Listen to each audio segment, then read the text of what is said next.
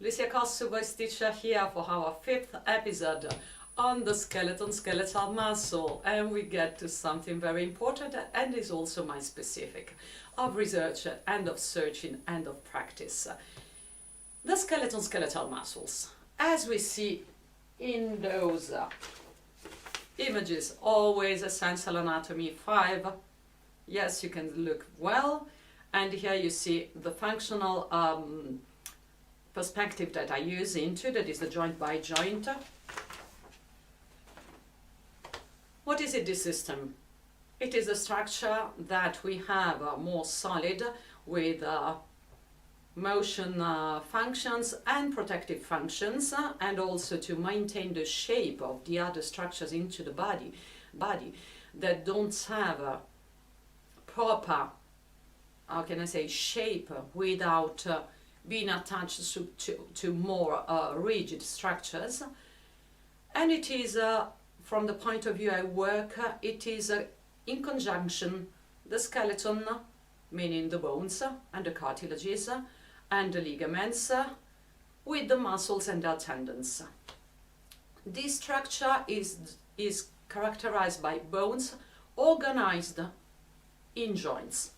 And this will be important, because how the joints properly move and what are their proper movement has been overlooked, especially in singing for some time, but not only for singing, and can be crucial for our good development.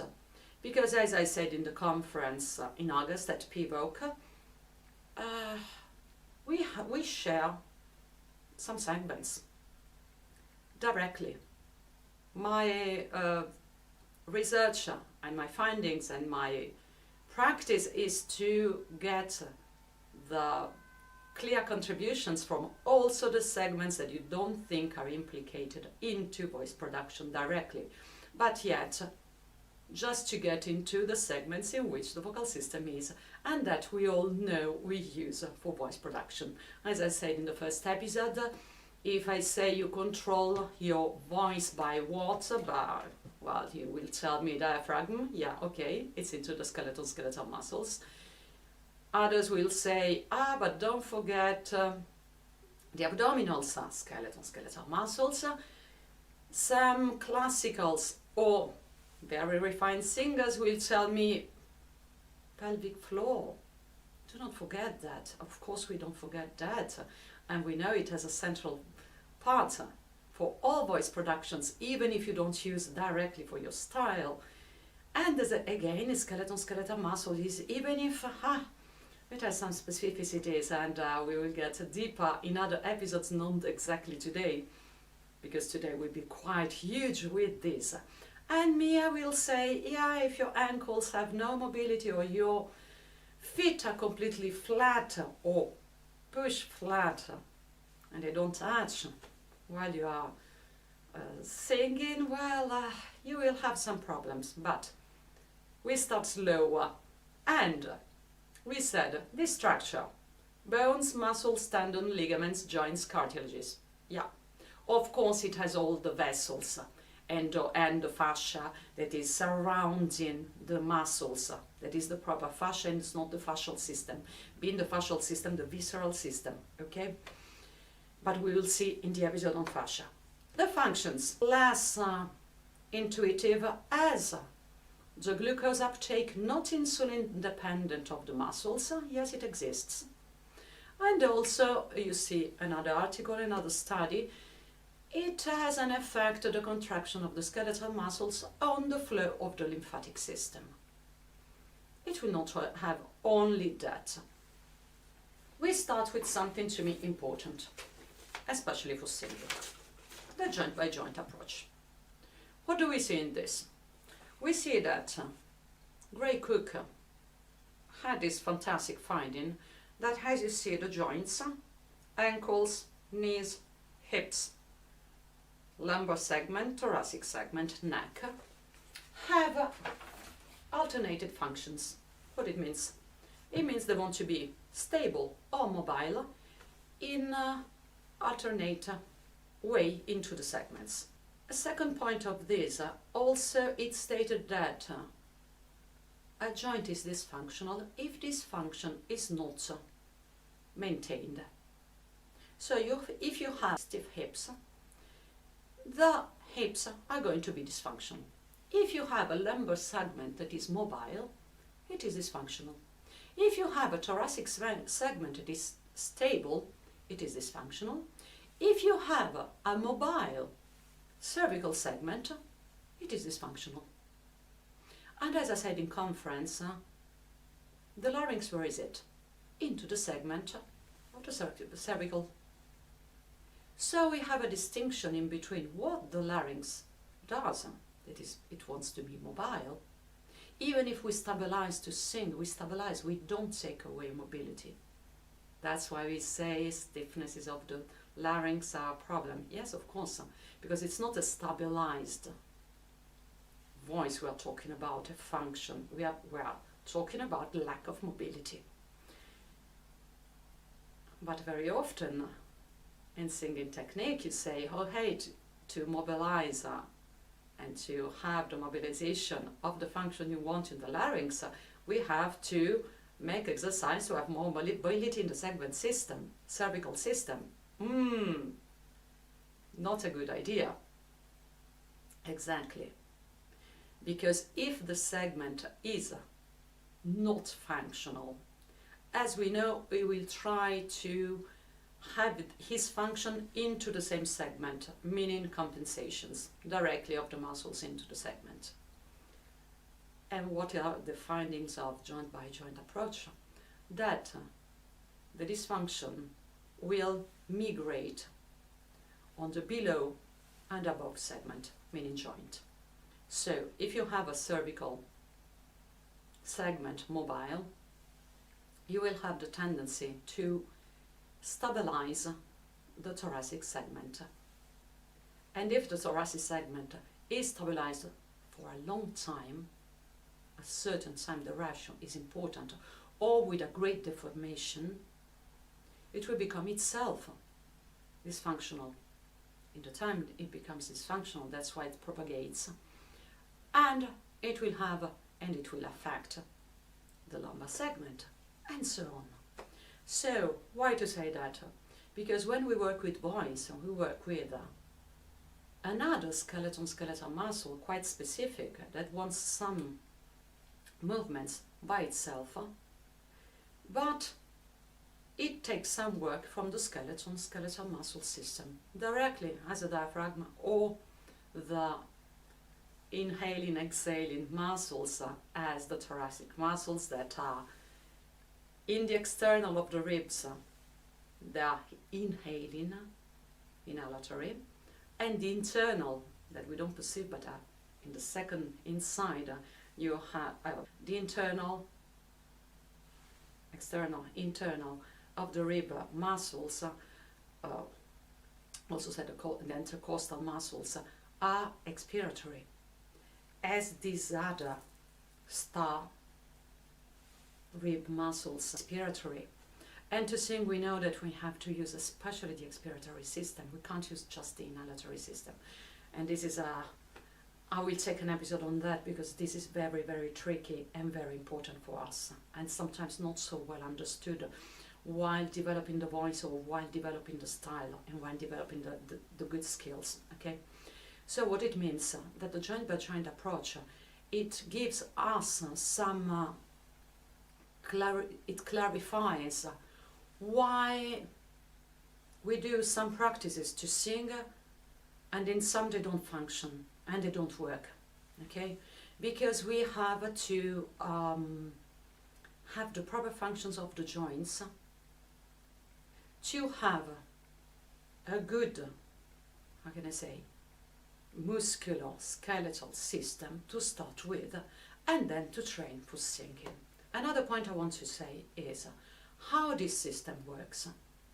Many of you knows that we have agonist and antagonist muscles, and many of you think, many that come in my practice, and many I talk with and I talk to, even if teachers, even if great singers, even no matter students which are also some physical therapists, etc. Sometimes, often you tell me, yeah, the agonist contracts and it shortens, the antagonist relaxes and it elongates. Okay, in a relaxed system, and especially in a system not very tonical and not can happen in a not functional system. When you have a functional system, and this is the article of Solomonov on the ligament and muscular dysfunctions, he found what? That ligaments, and not all the ligaments, but some ligaments into the joints, give the brain the signal that it has to activate the antagonist, meaning that we have what is called the concentric eccentric work, and this is something that into the functional system works all the time. When you are functional, when you are really creating, you are really doing a work, meaning a performance, and you are really training a system. If you don't do that, you will have problems, and it's when this doesn't work perfectly that we have injuries or weaknesses or some problems, meaning that we come back. Antagonist, agonist. We can say they have the same length. For simplicity, it's not exactly like that. You can be like that according to training, your system, etc. But we start the more simple. Agonist. You want to do something. You contract the agonist and you shorten the agonist. You do nothing. At a certain moment, the ligaments into the joint that is moving, because you are moving your joint while you are making an action, that is the mobility. What happens? It happens that it tells to contract the other muscle. So you have the situation that you contract, it shortens, and then the antagonist is contracted at its lengthen. Sorry, my English. And you arrive into your range of mobility. If you go further, meaning you put more speed, more power, too much weight, you're going to exceed the capacity of the elongation, the eccentric elongation of the other muscle, and this is what we call trauma. And you're getting to injury because exceeding the capacity of the muscle to contract, elongating, you're going to all the muscle and of course the tendon. Sorry, I forgot that because it is what make the continuation of the muscle into the joint. The muscle is the active part that protects and gives the work and absorbs the work of the other muscle. In this case, this is the antagonist, is the agonist, but for this one, is the antagonist the other, okay? Yeah, I know, it gets complicated. No, it's not complicated. It depends on which one you shorten. You call the agonist the one you shorten, and the antagonist the one you elongate, okay? They can be both.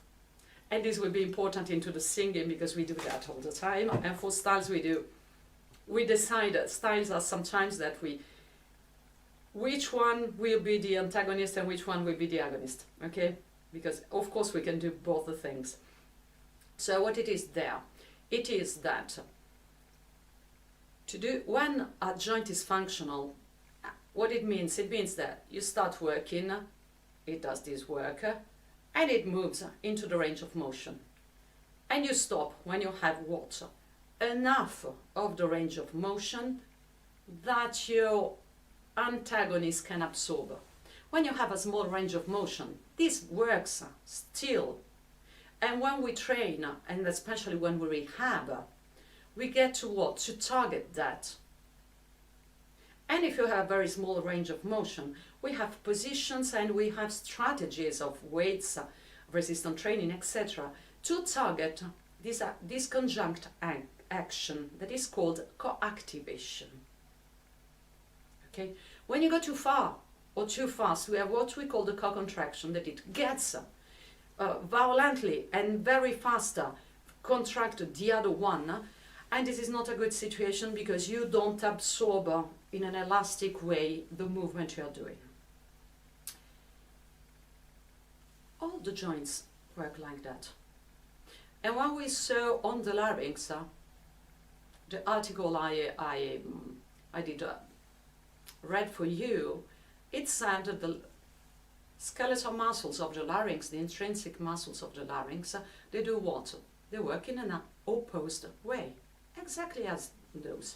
It's exactly the same way. And this is one. Second thing, what it is. What happens to the skeletal muscle during development and aging? During development, of course, you grow, and you grow your muscles, your tendons, your ligaments, and your bones. While when you become adults, what happens? It happens that you change. Of course, we have what is called the aging of the bones that can lose density, but we know since some years now that the trainings, especially strength training and some sort of training, have an effect that can have a say on that. Cartilages. That's why we want to be functional, because we don't want to damage too much the cartilages. Not only into your larynx, of course you don't want to damage those, they are very delicate, and it's directly your instrument. This part, it is the most fragile, important part of the instrument. But also, if you are going to damage your hips wants to be mobile. If the hips are not mobile, you are going to mobilize the lumbar segment. And the lumbar segment mobilized for singing is a very bad idea.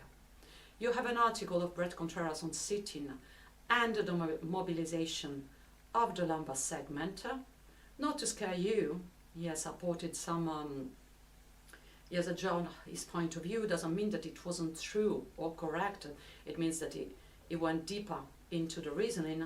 And the fact is that he became so functional into his practice that he doesn't have to say anymore why you have to be functional. You just get functional, and you will not have the endommagement that the article presents. For you, to me, it's important, this article, because you have to realize that your everyday life has a say into direct voice production. That is the point of Big Box. Big Box has a great say on voice production. So we don't have to have a Big Box perfect, but it must be functional enough to have the functions for your singing correct, and especially for your style. This is my reasoning. This other article is pretty important because it tells you what is a new way of training. It's not so new, but it's a way, it is new, the research on this way of training, and this is the point of the research at these years that is quite recent, of this eccentric training. The eccentric training is what you were thinking as antagonist. Why am I talking about that? Because the eccentric training is the training that you do to change your system or to maintain the longevity of your system, because the action that you are going to do are always in the sports and in the singing, that is your specific. There are those that get to overuse. Why? Because you're doing all the time the same. This article is important because it tells you that if you don't want meaning, you start by that, okay? And you always do that. Your system and your muscle that you're going to contract and to shorten, even if you do stretching, it will change its state. You remember I said, the system is important, materials are important, and every part of the ingredients are important because our system is alive and it is dynamic.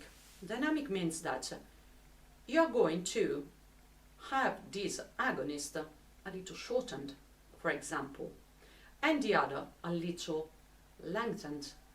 That perhaps is perfect for your practice, is perfect for your singing, is perfect for your style. What is the problem is that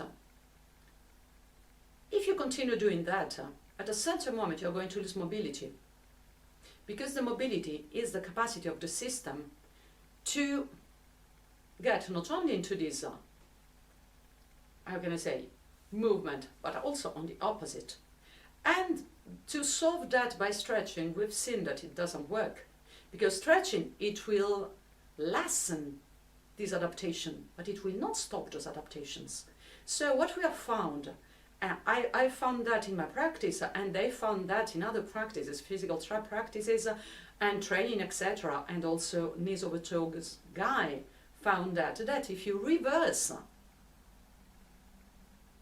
the function, you get back into having, you get back from the overuse problems, and you gain back the mobility, and you gain back the strength, because the muscle is stronger except the gluteus maximus when they are contracted but elongated, meaning eccentric. So, now the recap.